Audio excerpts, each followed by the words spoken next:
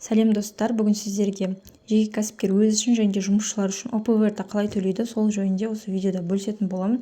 Ол үшін осы Каспи приложениесінде госуслугаға кіреміз. Төменге түскен кезде платежи для ЭПО дегенге кіреміз. Осы жерде ең астында обязательно пенсионный взносы РБД дәлелі таңдаймыз, яғни ОПВР деген осы. Сосын таңдап, мына жерде выберите тип платежа дегенге КМП 089-ды таңдаймыз. Ал егер де сіздер ОПВР-ді кешіктіріп төлеген болсаңыздар, онда пеня жүреді, сол пенясын төлейтін болсаңыздар, мына жерде жазылып тұр пеня деп. Ол кезде КМП 098 таңдайсыздар.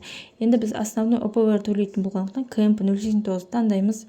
Период оплаты қай айға төлегелі жатырсыз, сол айда таңдайсыздар. ИИН плательщика дегенге жеке кәсіпкердің өз ИИНі жазылады. ИИН работника дегенге, егер жеке кәсіпкер өзі үшін ОПВР төлеп жатқан болса, ИИН работникаға тоже өз ИИНін тереді. Ал егер де жұмысшысы үшін төлеп жатқан ОПВР болса, онда ИИН плательщикаға дегенге жеке кәсіпкердің ИИНі теріледі, ИИН работника дегенге жұмысшысының ИИНі теріледі.